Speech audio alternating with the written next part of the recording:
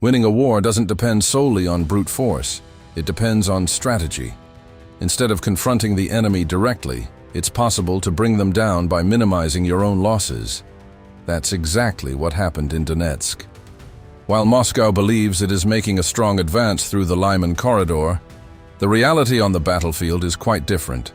Maps indicate progress, occupied cities, and a seemingly unstoppable offensive. But this narrative is nothing more than an illusion. On the ground, no Ukrainian lines are actually being broken.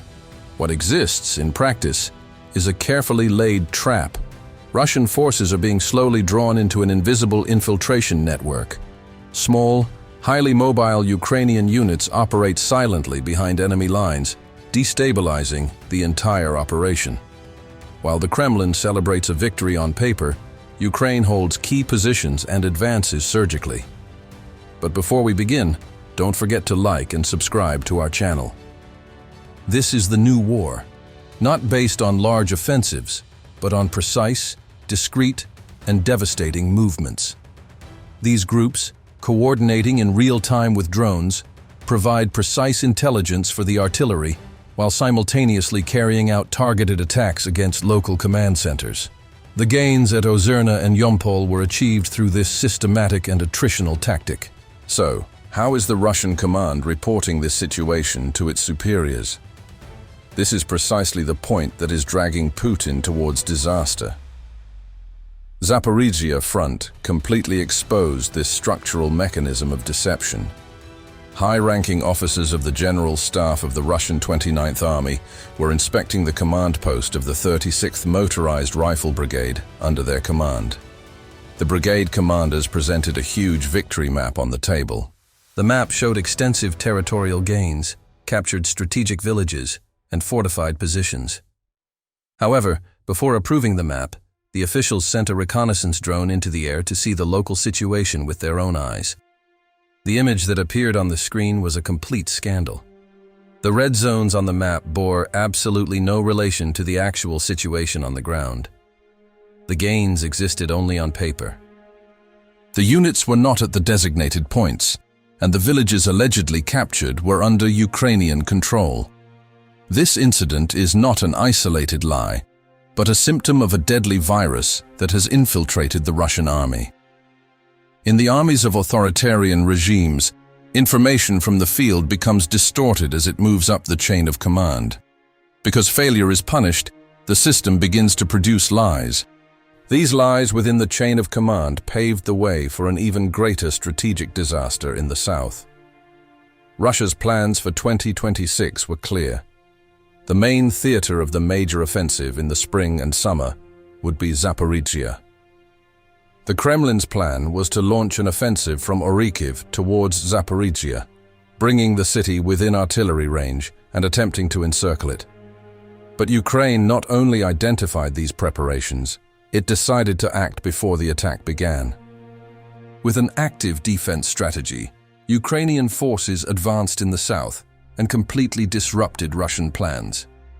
They recaptured areas such as Siknev and Ribna and, in the most critical move, came within a few kilometers of a vital logistics route near Huliaipol. This was decisive. In war, it's not necessary to block a route. It's enough to put it under fire.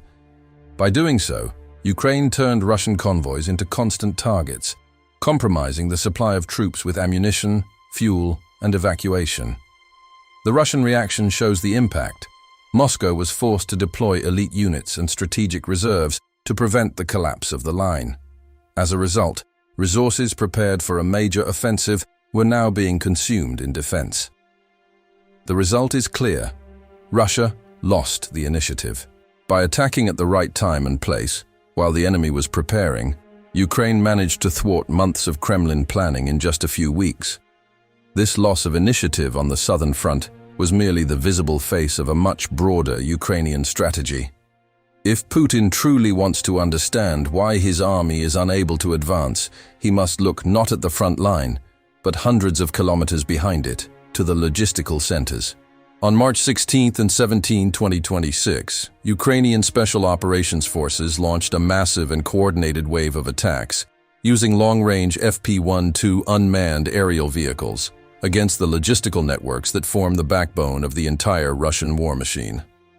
The selection of these targets was not random. They were surgical operations aimed at blinding, deafening, and immobilizing the Russian army. A large supply depot, generator complexes, and most importantly, an electronic warfare station at the Kherson airfield in Sevastopol were destroyed. The destruction of the electronic warfare system means that all Russian airspace in that region is now completely open to Ukrainian drones. According to data from the General Staff of the Ukrainian Armed Forces, during the same period, a Tor M2U air defense system, valued at billions of rubles and which was on patrol in Bryansk, was destroyed. In occupied Crimea, the coordinates of the Bastion coastal missile system were identified and targeted. In Donetsk, the communications center in Mangush was disabled. The fuel depot in Melitopol turned into a huge fireball. Ammunition depots in Stepnoy and Turpenia were blown up. Kherson region, a drone training center where Russia trained its future operators, was destroyed along with the personnel on site. UAV control points in Huliapol and Obratnoye were neutralized. We must focus closely on this analysis. None of the targets hit were frontline trenches or infantry units. Ukraine isn't just cutting off fingers, it's cutting the arteries that lead directly to the heart. In modern warfare, a T-90 tank without ammunition is nothing more than an expensive pile of metal weighing 46 tons. A convoy of armored personnel carriers without fuel is nothing more than coffins waiting in the middle of the road. A Russian commander whose command center has been hit is a deaf and dumb man, unable to issue orders to his troops. If you hit an enemy tank on the front line, another will replace it. But if you hit the enemy's repair base, even a simple track failure will force that tank to retreat hundreds of kilometers into Russian territory. This means the logistics network is completely paralyzed. Drone units have destroyed tens of thousands of pieces of Russian military equipment and personnel, not by directly engaging them, but by disabling their ability to fight. Putin's army may appear superior in troop numbers on the front lines, but the moment you can't supply these soldiers with food, ammunition, and fuel, this massive army ceases to exist as such. It simply transforms into a panicked mass, fighting for survival. All of this points to a single truth in military literature. The concept of traditional warfare is dead. As Ukrainian Commander-in-Chief Oleksandr Syrsky stated clearly, that the nature of war has undergone a fundamental evolution.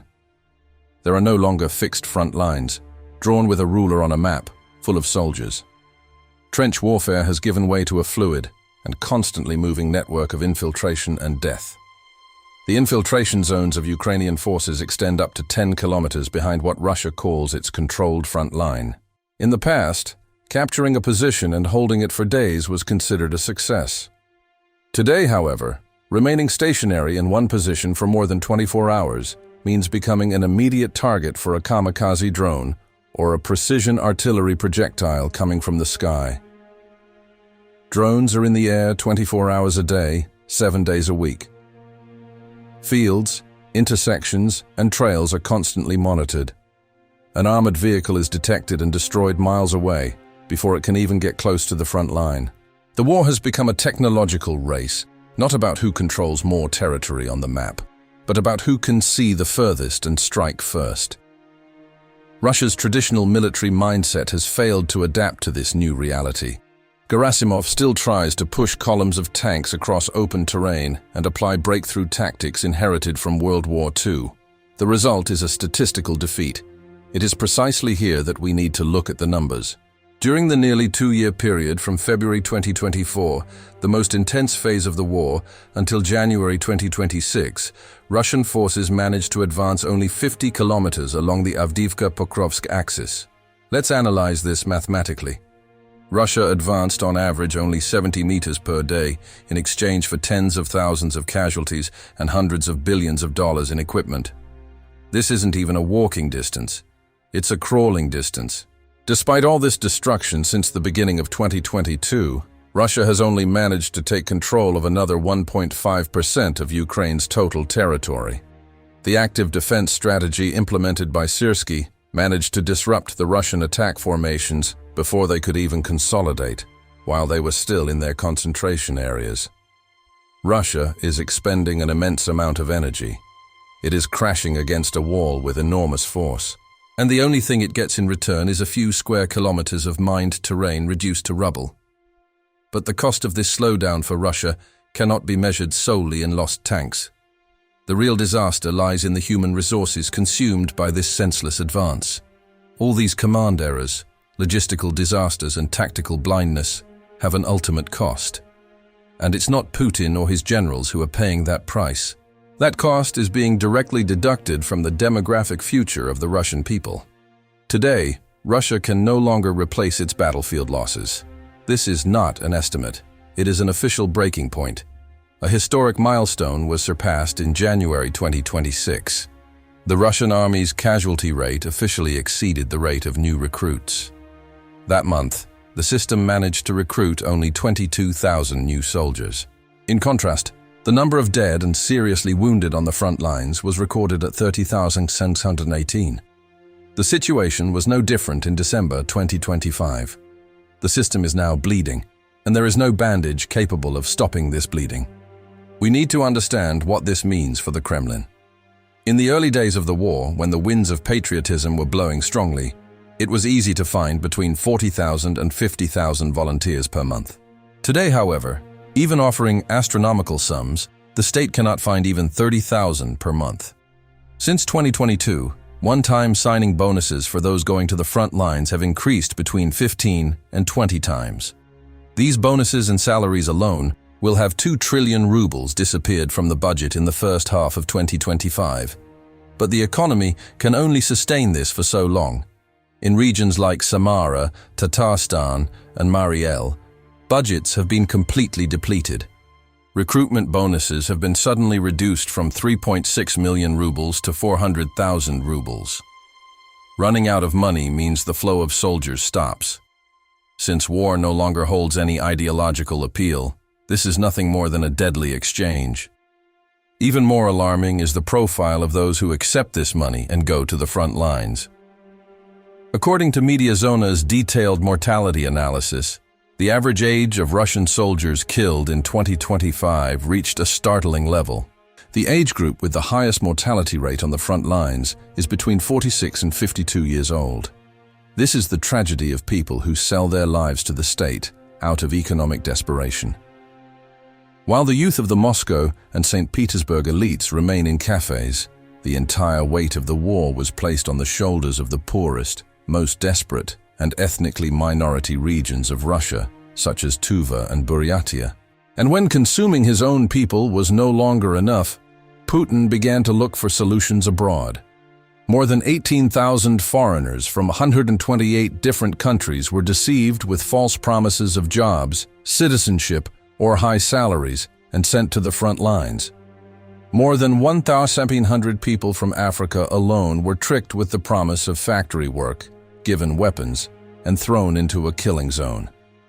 But the Kremlin's real nightmare is not the dead or the wounded. The real nightmare is those who are alive but have rebelled against this system. According to estimates by military analysts, the number of deserters, those who have laid down their arms and fled, disobeyed orders, or gone into hiding, in the Russian army has exceeded 70,000. This number represents 10% of all forces mobilized at the front. 1/10 of an army refuses to fight or obey its own officers. This is not just a military problem. It is a direct collapse of morale, discipline, and authority. Despite all these rational facts, the demographic collapse, the disrupted supply lines, and the massive lies within the command structure, Russia will continue attacking. Even if conditions on the battlefield have turned completely against him, Putin has no choice but to continue sending tanks, because in authoritarian regimes, internal legitimacy depends on a constant narrative of progress and greatness. Standing still on the front lines is interpreted as weakness in the corridors of the Kremlin, and weakness means the end for a leader like Putin. Putin's ambition for a greater Russia is rapidly approaching a tipping point, trapped in its own narrative, which is already beginning to take its toll. Meanwhile, Ukraine is gaining an advantage by combining technology, strategy, and initiative on the battlefield, and that limit is drawing ever closer. In your opinion, can the Kremlin still reverse this leadership crisis and contain the defections? Leave your comment. And if you want to continue following geopolitical analyses based on facts and data, subscribe to the channel and turn on notifications. Thanks for watching. See you in the next analysis.